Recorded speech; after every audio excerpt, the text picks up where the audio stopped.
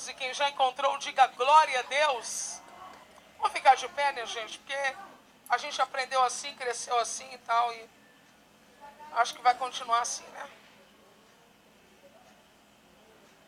Livro do Êxodo, capítulo de número 14. Estou vendo aqui um pessoal conhecido meu. Ovelhas queridas ali, Daiane, Alcione, que estão dadas à pastora Luciana. Que, por sinal, eu estou aqui vestida pela Alcione, né? Esse vestido aqui, que eu estou me achando elegante. Se eu não estou, não tem problema, mas eu estou me achando. Foi um presente que a Alcione... Era isso que eu queria, que essa irmã gritou aí, tá linda. Nesse momento é a hora, é isso que a gente espera nesse momento, né? Êxodo capítulo 14. Porque se os homens não sabem, as mulheres se vestem para as mulheres. Eu não sei para quem os homens se vestem, né? Mas nós nos vestimos umas para as outras. Não é isso, Isabel? Por isso que eu já vi esse lindo sapato. Já observei tudo. Livro do Êxodo, capítulo 14. Não vou ficar no quarto, não. Quem já encontrou, diga amém. Versículo 15. Então o Senhor indagou a Moisés: por que clamas a mim? Dize aos filhos de Israel que marchem. Vamos juntos, só esta última frase, 1, 2, 3. Diga aos filhos de Israel. Vamos mais uma vez? Diga. Solte as suas mãos agora, coloque a sua Bíblia sobre o seu assento, segure firme na mão da pessoa que está do seu lado, não deixe ela escapar, prova para ela que você está vivo, alegre e cheio do Espírito Santo nesta tarde. Senhor, nosso Deus e nosso Pai, nós queremos glorificar e exaltar o Teu nome pela presença do Teu Espírito em nosso meio. Vale mais um dia nos Teus átrios do que 1000 em outra parte.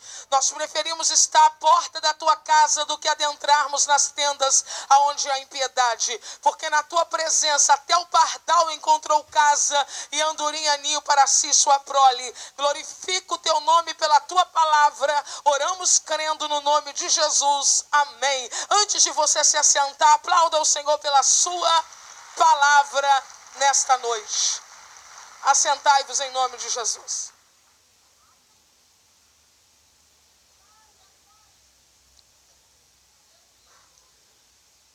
Olhe para mim, eu tenho uma palavra de Deus para lhe entregar. Eu sei que você está preenchido por muito do que você ouviu de Deus neste dia, mas essa palavra pode trazer nesse momento a direção que você está precisando. Queridos, Israel subiu ao Egito em 70 pessoas, a convite do próprio faraó, no tempo em que José era governador do Egito, para viver em uma terra chamada Gósen e ali estabelecerem suas casas e darem continuidade às suas famílias. Israel viveu no Egito cerca de 430 anos. E desse período, Israel não foi escravo durante todo o tempo. Como eu disse, subiram com 70 pessoas, a início numa posição razoavelmente confortável de imigrantes, formaram o que nós chamaríamos a nossa cultura de uma colônia e foram vivendo. Mas houve um tempo em que na sucessão faraônica estabeleceu-se um faraó que não conhecia José, que não lembrava dos seus feitos, e conhecer aqui dá conta de reconhecimento, não reconhecia a autoridade que José havia tido sobre o Egito e o quanto o seu plano de ação em um tempo de crise sustentou toda aquela gente. Este homem, por não conhecer a história de Israel, passa a olhar Israel de maneira distorcida, com um certo nível de desconfiança. O que é natural quando nós não conhecemos a história de alguém.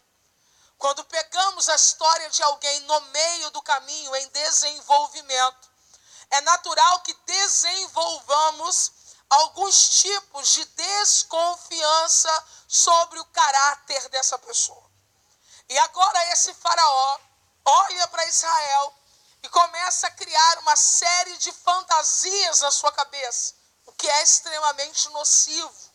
Quando não conhecemos bem alguém e fantasiamos coisas sobre esta pessoa. Ele agora fantasia. Esta gente é muito forte.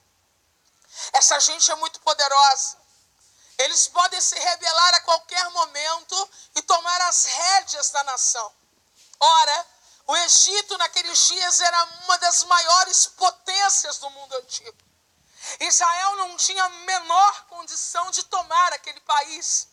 Mas eles olham para Israel como inimigos em potencial. Quando você não reconhece quem você é, a tendência natural é você enxergar no outro um inimigo em potencial. Agora eles olham para Israel e começam a temer. E dizem, essa gente é perigosa. Eles vão tomar toda a terra. E eles têm um plano. Vamos escravizá-los. Vamos dar a eles um serviço forçado. Porque trabalhando forçosamente, eles param de se multiplicar e nós os dominamos. Realmente não conheciam nada de Israel e nada do Deus de Israel. Porque nós costumamos viver exatamente a mão inversa. Quanto mais oprimidos, mais crescemos. Quanto mais afligidos, mais força ganhamos. Quanto mais perseguidos, mais poder espiritual geramos. E a coisa não deu certo. O plano não deu certo. Israel, mesmo escravizado, continuou crescendo. Eles agora vão para um segundo plano. O segundo plano é matar as crianças que nascessem das hebreias. Deus estabelece temor no coração das parteiras e elas não conseguem matar as crianças. O plano falhou. Eles não conheciam que o Deus que nos guarda, do Salmo 121, e que não dormita, jamais permitiria que Israel fosse extinto dentro da terra do Egito. Ele vai para um terceiro plano. As próprias mães hebreias devem entregar as crianças no Nilo e matá-las. E é nesse ponto que Deus entra, levantando aquele que seria o libertador de Israel. Deus levanta Moisés dentro da casa de uma mulher chamada Joquebede.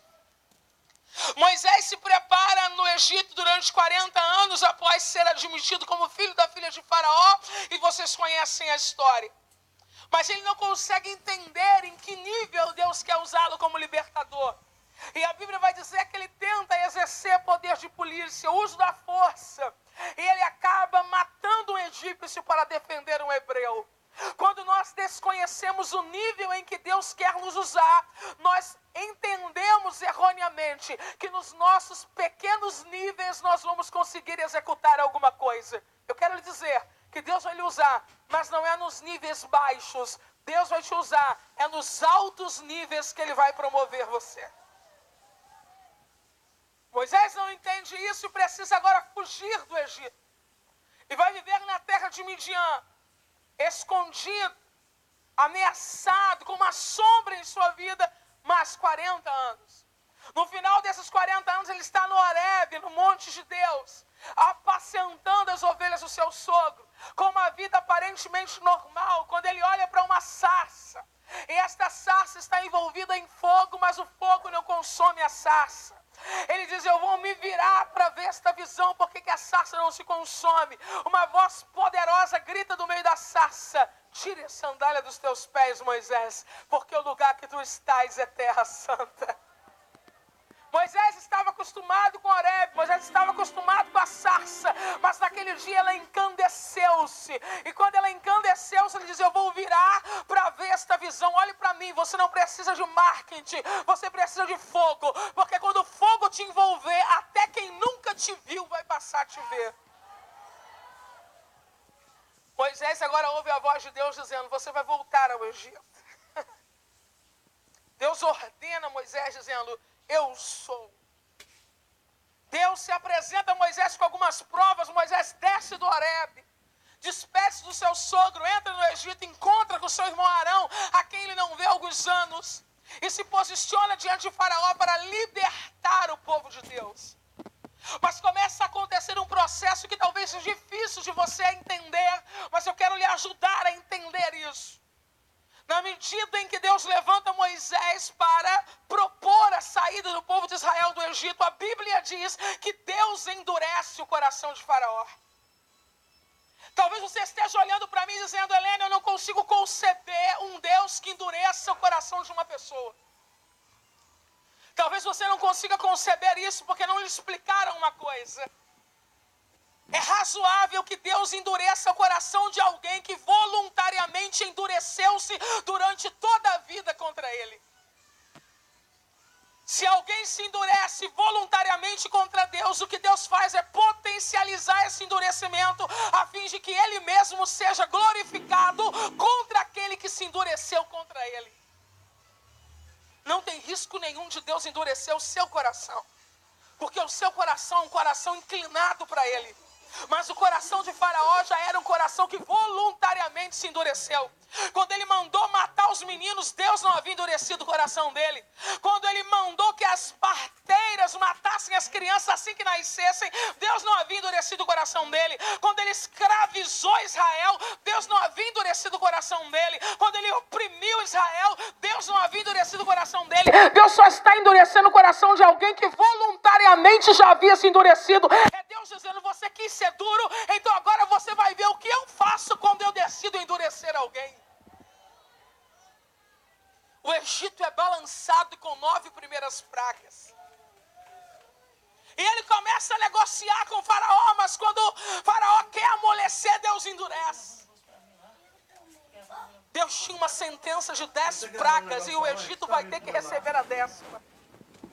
Na 10ª praga, todos os primogênitos dos egípcios morrem.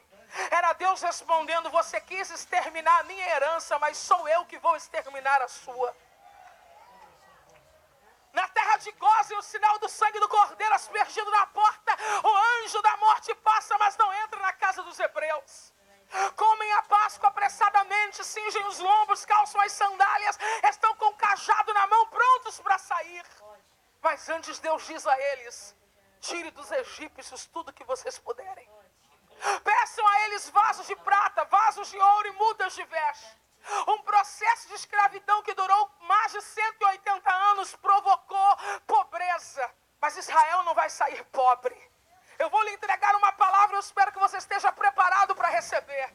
Israel entrou no Egito com 70 vidas, com 70 almas e saiu com milhares. Eles saíram da escravidão mais rico do que quando entraram nela.